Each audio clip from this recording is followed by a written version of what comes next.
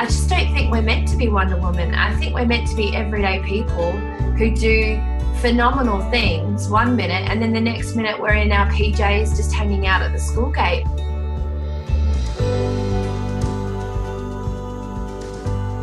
You know those people who you literally just cannot wait to have a good chat with, or even just on the phone, or even better in person, just someone who is such a champion of people. Well, I've got her on today. Her name is Amanda Viviers, and she is an author, speaker, and radio presenter. She has published 6 books now, including her new book called Pause, which is the one that we're going to be talking about today. She's the co-founder of the Boardroom retreat and creates resources online for growing capacity for everyday leaders. She's amazing. And we talk about the end of the year reflection. We talk about the pressure that so many of us put on ourselves, which is unnecessary for New Year's resolutions. We talk about being courageous. We talk about permission. We talk about social media. We just talk about it all.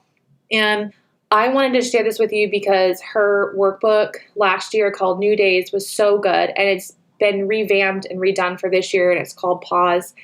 And if you have a chance, go to her website and use the code MISH, M-I-S-H, and you will get 15% off of a purchase of either the download or the actual printed version. She's offering that to you as listeners. I just wanted to say that you're going to love this episode. It's so rich with content. There was a point when I said to her, I think you've actually just changed my life and my perception on something. So just enjoy it. Enjoy it wherever you are. And make sure that you go to her website and download or purchase Pause and use MISH, M-I-S-H, to save 15%. Enjoy, everyone. All right, everyone, we have the amazing, and I do say that with full intention, the amazing, Amanda Viviers, which I took about a year to nail, your surname. You just totally nailed it. Yes, I win. And I have you on because, well, you're just wisdom. You're like a pot, internal spring of wisdom. And I appreciate you so much in my life. And the people that you work with, I know, are taking so much from you. But I wanted to have you on the podcast because you do this really cool thing every single year. Pause, a reflection. Last year it was New Days. And I would just love for you to share a little bit about who you are and what you do. And then we're going to jump into this idea of intentional reflection. So without further ado, take the mic.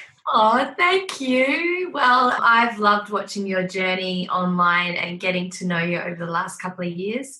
It's been absolutely a privilege. And what do I do? First and foremost, a mum and a wife. And I love that role in my life. And it's something that has been a real gift to the season that I'm in. And I have a 6-year-old and I have a 4-year-old, and they are delightful. I'm also a writer, so I have just recently published my 6th book, and I am working on my 7th right now, hoping to launch it before Christmas. Wow. And they're all very unique. The way that I write is very different. Someone wrote a foreword to my very first book, and it was hilarious because he was an author as well. And he wrote, however, you don't write books, Amanda. This is a dalliance. This is a creative inspiration. It's nothing like I've seen before. So it was quite funny back then. That was over 10 years ago. And to see just the discovery of reinventing a new way of writing and inspiring people and finding opportunities to be able to bring courage and help women to find their voices. So I do that. Then I'm on radio with kinwomen, which you're a part of our writers team there, and that's really exciting. And I do some really specific mentoring, particularly to women in leadership, and come alongside them to help them when they're pioneering or to find their voice. And I've actually taken a year off mentoring, but I've just come back into this season now, and I'm doing some intentional sessions around my new book, which is called Pause, New Year Vision Day Book. It's amazing what you do. You are dynamic and you're a champion. You're good for me because I can be really critical and quite negative sometimes. And you're like, me, you should just flip it. And you're so good at seeing that silver lining and really championing people wherever they are in that process. And I think that what you bring is different and unique. You know, we talk about it a lot around kind of the self-help guru type stuff. That's what I'm going to talk about today a little bit too. that sometimes in this space of personal development or Instagrammable lives, we don't see transparency and authenticity, and people's stories, their true stories or true words are often kind of tamped down, or they change because they're trying to emulate something, which is what you talk about in Pause. So can you just give us a brief overview of how Pause has come to fruition over the last 15 years? And maybe just talk a little bit about it, and then we'll kind of dive into it. So when I was, 30, turning 30, I realized that I was working really hard. I was in a corporate role. I was in a leadership position, overseeing a lot of staff, a lot of events. And I realized that my life was very fast going towards a direction of burnout, of trying to just re-find what the purpose of my life was. Mm-hmm. And so just one New Year's Eve, I decided to write a series of questions that I would ask myself to really bring that reorientation back to really the life that I wanted to be living.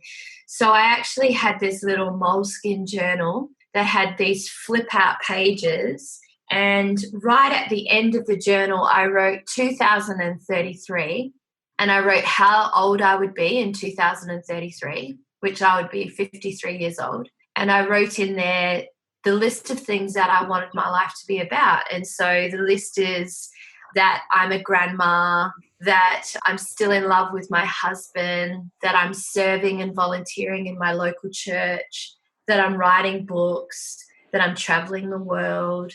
There's like these list of things that I really wanted my life to be about. And so I wrote on the next page next to it, play the movie forward and decide what steps and what it's going to take to live the life that you want to be living. And so the thing is, back then, is that I'd been told when I was really young that it would be really difficult for me to fall pregnant and to have children. I hadn't dated anyone for a really long time, and I didn't meet my husband till I was 35. So back then I created a ritual that I didn't really know I needed, and I've been doing it every year for 15 years. So yeah, I must have been younger than 30 because I'm now 42. So it must have been. I was going to say, I don't think you're 45, but maybe I missed that somewhere. So I was like 27. I'm terrible at maths. But yeah, so this New Year's will actually be the 15th time that I've done it, and I've got all the notes in the journals from it. So about 5 years ago, a group of people said to me, hey, can you create that tool that you do at New Year's, and can you put it up and download it? And so just a couple of days ago, I showed my husband the printable from 5 years ago. And I'm like, look at how much I've grown, babe, because it was awful. And then each year, do you know what my goal has been? Every new year, just to make my printable, my downloadable from the internet, and the book that I've now consequently made from it better.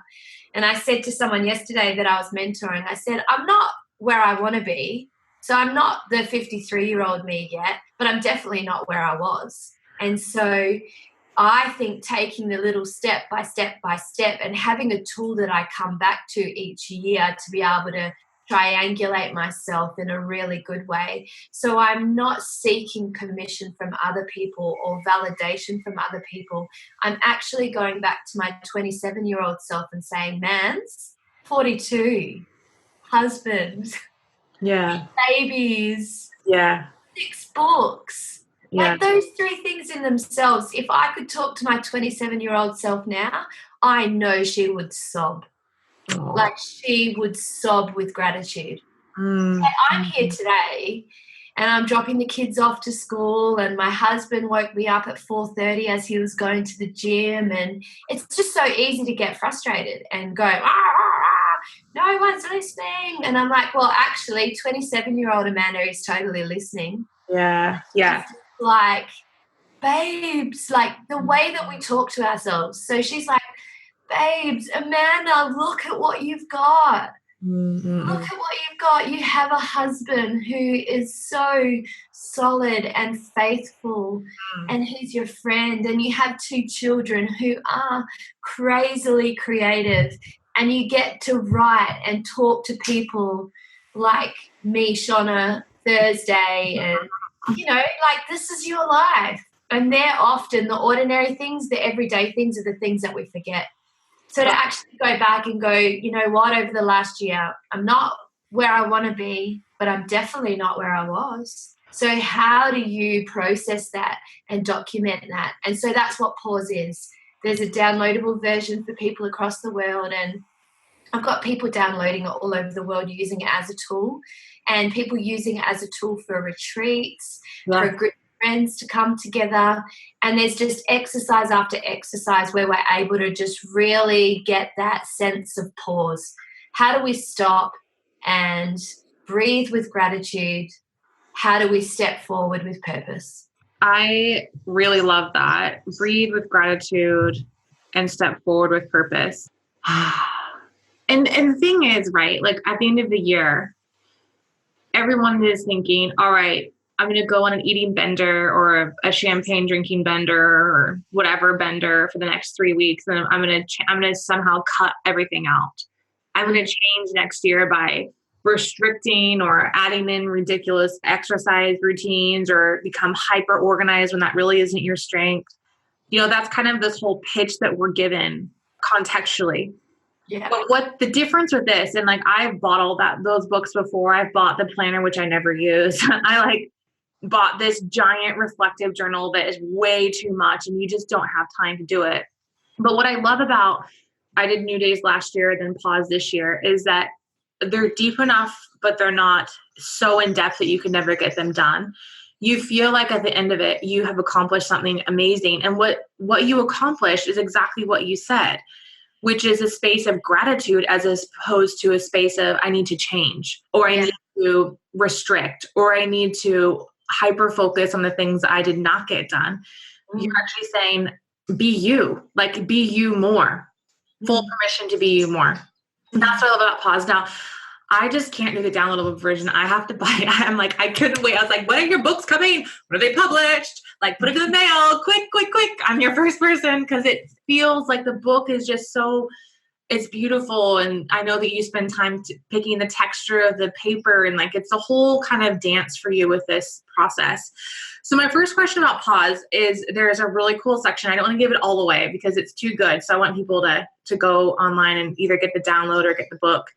And one of the first things you talk about is a lyrebird. So I don't even know if I've seen a lyrebird yet in Australia. I'm sure I have, but maybe just didn't know about it. So can you kind of talk about the symbolism of the lyrebird for the audience who's listening today and how that intercedes into Pause? Sure. Well, one of my goals for 2018 was to read more novels and less self-help books. And it's been an amazing journey of me just reading other people's stories and getting immersed in story rather than that same space that you just talked about, feeling like I have to change myself and I have to suddenly become this Wonder Woman. But I just don't think we're meant to be Wonder Woman. I think we're meant to be everyday people who do phenomenal things 1 minute and then the next minute we're in our PJs just hanging out at the school gate. I think this whole idea of the mumpreneur, the entrepreneur, the rah, rah, rah, rah, rah, I think it just leads to striving and stress and adrenal fatigue. But I think the best thing we can do is just slow down to find out who we are and what we were designed for and what's important. And so anyway, I was reading a novel and there was a character in the novel who they called Lyrebird. So from that, I went and did some research and I've become obsessed with the Australian bird called a lyrebird. And so the lyrebird is actually on our 10-cent coin. Okay. So I'm going to have to go Google this bird because it actually sounds like a mythical creature. I was like, exactly. Creature? No.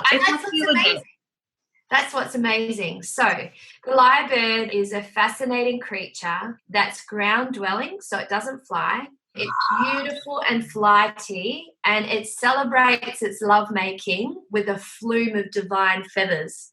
Almost like a peacock feathers come out when they're ready to love make. Okay, so I'm just... that in itself has a whole podcast worth of... I know, we just... How grounded are we? How okay are we with our body that we can walk into lovemaking with this flume of confidence? And definitely not. Okay, so for those of you who've never seen one and can't Google it, I just Googled it right now. It's like a cross between a dove and a peacock. Yes. So the lyrebird, its most notable attribute, however, is its uncanny capacity to mimic both artificial and natural sounds. Wow. So it actually mimics the sounds of the environments that you walk into. So if a lyrebird is close by a lawnmower, it will learn the sound of the lawnmower. It will learn the sound of the kookaburra. It will learn the sound of all the different animals in the environment. And what it does is it hides in the background of the Australian bush. It's quite difficult to find them or to see them. And it pretends through audible sound to be something that it's not. So I think our contemporary culture is creating a generation of lyrebirds. Absolutely. Social media draws us into the jungle of sounds and creativity, creating an environment where it's so easy to mimic the sound of another, teasing each other with a mating call and a voice that we've picked up from somewhere else. And I believe that every person listening to this podcast right now has a sound and a voice that is unique to them and their own story. And there are lessons to be found in the depths of their own environment, and rather than scavenging off the inspiration found from the feeds of others. What if I told you the answers that you've been looking for are discoverable in your own story? And that's what pause is about. So when you ask questions like, so here's a series of questions from the book. What has been a positive experience this year? What has challenged me? Who have I gotten to know better? Where have I grown? What am I especially thankful for? What is a low point? What is something that made me angry, frustrated, or emotional? It's not to feel embarrassed about those emotions.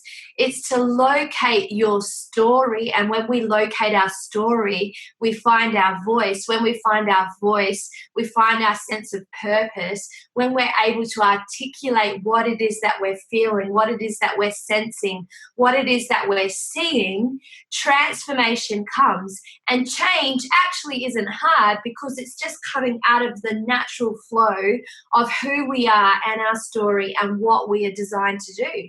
And if we dig too much into change and try to change ourselves to become someone that social media is telling us that we should become, then we lose sight of the core essence of who we are. And that's why I think that writing is so powerful. Writing is a healing tool that connects us between our heart, our head, and our hands. And there's something visceral about it as you hold paper, as you hold a pen, as you turn off social media, as you turn off all the distractions, and you start to write and you allow your heart to pour out on paper. You're able to let go. There's a healing that comes from that. There's a transformation that comes, and it's powerful. And I think that's what this series of exercises gives you the opportunity to do. And I believe that somebody needs your story, and the person who needs it the most is actually you. Owning our story, owning what it is that's a part of it. Don't allow the current culture of our day to lock you into a holding pattern that makes you think you need to do what everyone else is doing. Yeah, I totally agree with you. I absolutely 100% agree with you. When I was doing my relaunching my coaching packages, there was like a formula that I kind of was working with my coach. And I wrote to her and I said, I just want you to know that I refuse to go slime ball on this. So if you are expecting me to like totally conform to what you've structured for me, then I'm not going to do it. That's taken a long time as an entrepreneur to be able to say, yes, there's some validity in the way that this is structured so that it's easy for people to read and understand. But there's also a point in all of our businesses and frankly our lives where we have to really do exactly what you're doing, which is put the blinders on, put the earplugs in, and listen to the beat metaphorically and physically of your own heart and your own story. Because it's absolutely exhausting trying to curate yourself online when it's not actually coming from an authentic place. It's just too tiring. Totally. That's why I don't have any curated images on social media. It's why I often get on Instagram stories with like Ainsley running around crazy with greasy hair and mascara all over my face, because that's me. Mm-hmm. And I refuse to be in a space on social media that isn't as authentic as possible.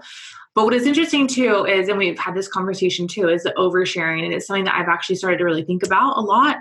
What do I feel like I'm capable of sharing online? And what are the things that are my own treasure? And being really mindful about that line, because sometimes I can cross it and I know that. And so it's being mindful about that as well. Yeah, I agree. I think in the pursuit of vulnerability and openness and authenticity, we can actually lose the dimension of allowing ourselves to fail and allowing ourselves to rediscover that rising again. And you need private times of that. Mm-mm. There's actually beauty in private. There's beauty in quiet. Love that. In Second Thessalonians, which is the scripture, it says this, that I make it my ambition to lead a quiet life. So I actually think the quietness of that is self-reflection that is not projecting out for anyone else, is not a lesson for anyone else to learn but you. And I think you need space between, there's everyday things, right? I feel frustrated about this, or a lesson I'm learning is this, or Yeah. I think that there's deep heart shifts and changes that we need to protect ourselves and protect our family, and we need to protect our own sense of discovery and curiosity. And if that's done constantly in the limelight, it actually doesn't allow the shadow to form what it needs to form in our life, because we're just shining too much spotlight on it too quickly. I love that. I think we need to be honest but careful with vulnerability when it comes to how much we put into the public space. It's a good, and I think for every person that's different, but I do agree with what you're saying, and it's something to absolutely think about. One of the things I really liked about the pause also is, why do you think it's really important for you to do this? Like, how do you take this reflection and then use it to move into where you want to move into the next year? So how are you using this reflective tool then to start postulating on what you want next year to look like? Do you want to know, honestly, I don't come back to it again until the next year. Ah, okay. So I literally use it as like a purge. Yeah. Mm-hmm. It's like a brainstorm with myself. Mm-hmm. I close the book, I put it up on the shelf, and then I come back to it the next year and I go, oh, okay, that's what's happened. Mm-hmm. And this year, for the first time, I published a mid-year one, which was called Reset. So I went back and looked at my new days in the middle of the year. Yeah. And the most inspiring thing for myself was actually acknowledging to myself, because I felt frustrated in the middle of the year. I haven't been writing like I said I would. You have almost like this impression of all the things you want to be doing. And then I went back and I wrote down all the things that I had done, and you encourage yourself. So I actually use it quite rarely. But then I know other clients and friends who come back to it once a month and they remind themselves. And whereas I'm the kind of person, I'm like a purge and run. and then it changes you. It does. So you're not ignoring it, but it's not intense. I'm not like sitting there going, oh my gosh, like, what's my it's not a 5-year plan. It's not a 2-year plan. It's not a 1-year plan. It's not an anything plan. It's a processing tool. It's like a counseling appointment with yourself. And that's what I love about it, because the problem is that, and you know this, like, so much of what we're fed as women is how to fix, change, heal, expand, etc. We're never just given permission just to be. And that's what this book does. Just be with yourself, be with the last year, and then take that however you want to. There's no like at the end, okay, so what's your 90-day plan, your 6-month plan, 12-month plan? And some people may run with it and then create those plans off of what they've structured. And some people may do exactly what you do, which is just, that was great and it's on the shelf and I'll visit it on, the 1st of January the following year. That's why I love this book. And that's why it's the only quote unquote self-help end of year thing I will ever purchase, because everything else feels very prescriptive and almost restrictive and almost a little bit punishing as to you need to keep doing it. And I feel like that's one of the things I wanted to ask you about as well, is this idea of permission. So there's a section in your book around permission, which I love. And I remember Brene Brown, I don't know if you ever, it's in her Braving Wilderness. I can't remember. I've read too much of her stuff. But she talks, it's not exactly the same thing that you're talking about at all. But I remember this idea of permission. And she wrote herself, I don't know if you read that book, she wrote herself lives on Post-it notes. Yeah, I think it's Daring Greatly, actually, where she sits and she gives herself permission in the day to do something. Yeah. And there's a chapter in my book which just talks about permission and us actually giving ourselves permission to really become the people that we want to become. And I think so often we are raised as children and teenagers to seek permission on everything we do. And then there's different environments as well. Like we seek permission online to truly be ourselves. We seek permission from coaches because we want them to tell us that we are good enough and that we can do these things. And it's not bad. None of that is bad at all. But imagine if we come back to a place where we give ourselves permission to become everything that we could have hoped to be. Yeah. And one of the other caveats that I would like to flush out with you is we need, and you said this before we started the podcast, was we need permission to fail. Yeah, totally. I just want everyone to like listen to that. Like if you're pushing the pram or you're doing dishes or you're vacuuming the house or you're in the car, do you give yourself permission to fail? So one of my friends has had a glorious failure this week. And it was very that. What if we celebrated failing as opposed to like glorious? And I sent her this text message. Our greatest glory is in never failing, but in rising every time we fall. Our greatest glory. So if someone's actually in the arena, which is everything that Brené talks about, and they've failed gloriously, celebrate them. Because that means they're doing something different. And that's why I feel so passionate about this process. It actually comes back to you allowing yourself to have the permission to do things differently. So it's not I need to change my whole life. It's a midlife crisis. Yeah. No, actually, just give yourself permission to do different things. You know, this year I went back to the gym for the first time in a long time. And I have to continually give myself permission to be there. And honestly, I look across the treadmills and into the classes and I see the active wear, very skinny, top knot mums club. And I find that extremely vulnerable every time I show up. But I'm just giving myself permission to be the writer who recently did a Zumba class in her Toms. You know, like those Tom flats. I forgot my proper shoes. And then I laughed out loud and I was like, nah, I'm just doing it. I'm not, because normally I would walk out and go, I forgot my running shoes. I was publishing a book, so I was completely focused on that. And there I am, and they're rainbow. So no one was not seeing them. My rainbow Toms, like my canvas, they're basically slippers. I basically did a Zumba class in slippers. And you know what I love? I want to just pause like that. This actually might be a life-changing statement that you just said, possibly. I give myself permission to go to the gym. I give myself permission to go to the gym as opposed to punishment. Like you have to go to the gym. You need to go to the gym. You should be at the gym, which creates guilt and shame. Totally. And you know what the craziest thing about that permission that I've given myself this year is I've been on a very big journey of non-dieting. Yes. So we are not ever using the word diet in our house ever again. Yeah. And so I'm giving myself permission to eat salad and love it. It's not torture. It's not then, you know, I give myself permission to have herbal tea at the end of the night and absolutely love it. And I do love it. I love tea. But when I'm in a mindset of scarcity, I'm like, okay, I need chocolate. And I'm like, well, actually, I don't need chocolate. I love the heat of a beautiful herbal tea. So it's completely reframing and changing the way that I think. And so for me, the amazing thing about going back to the gym is that I drink more water, I listen to my audiobooks, and I have more energy. And they're all things, but I'm not smashing myself in the gym. I'm like walking on the treadmill and just loving life.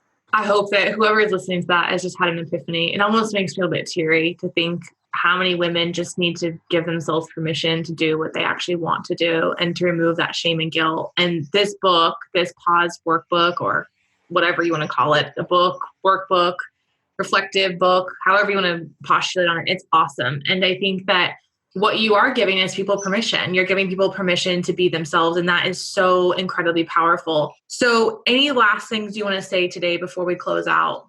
I mean, we could talk forever. I know. I was actually sitting here going, let's do a series of these. I love it. You should. We could have like the Liebird sex talk. We could have like the permission slip talk. We could have how to raise crazy 4-year-olds don't dress up as princesses talks.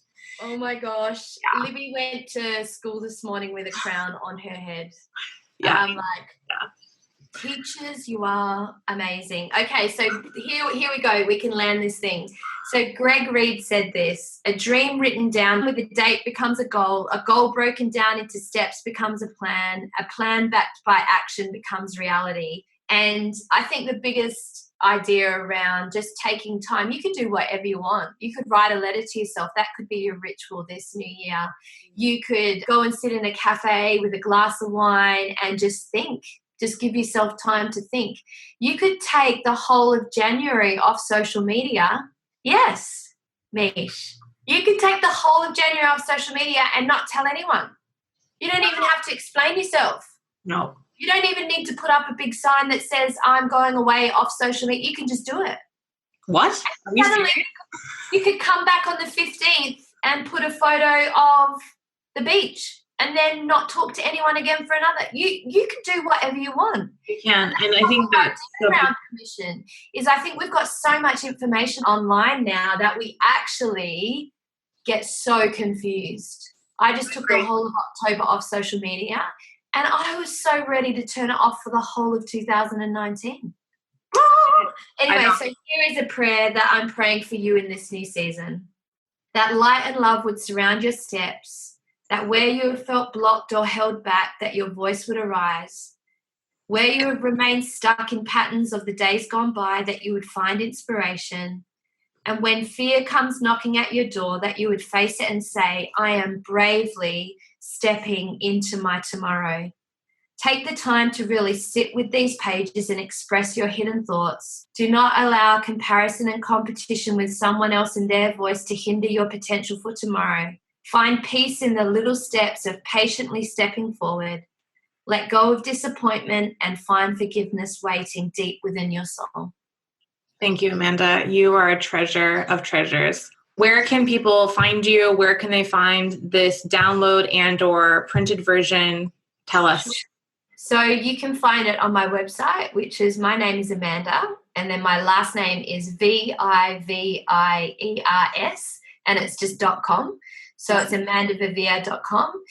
And I'm going to put on a 15% off your cart with the coupon MISH. So MISH, and you get 15% off your cart for anyone who's listening. Oh, you're so sweet. And I will make sure that in the show notes, Amanda's also on Instagram, and she also runs a really awesome, like, professional development kind of online co-op of ideas and everything called the Boardroom Retreat. So, or the Boardroom.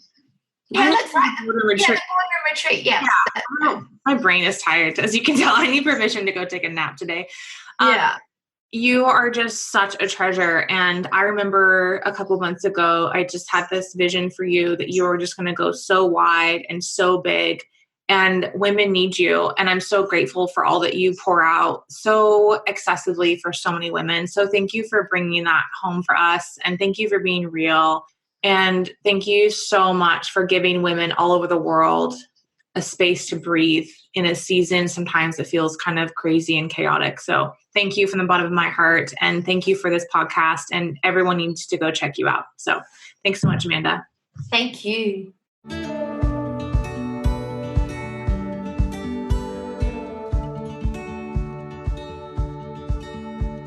Thank you for joining me today. If you'd like more information about myself, my journey, my public speaking engagements, or life coaching with me, please head to my website, mishpope.com. If you can kindly leave me a beautiful review on iTunes, I would be forever grateful. I can't wait to connect again in the next episode.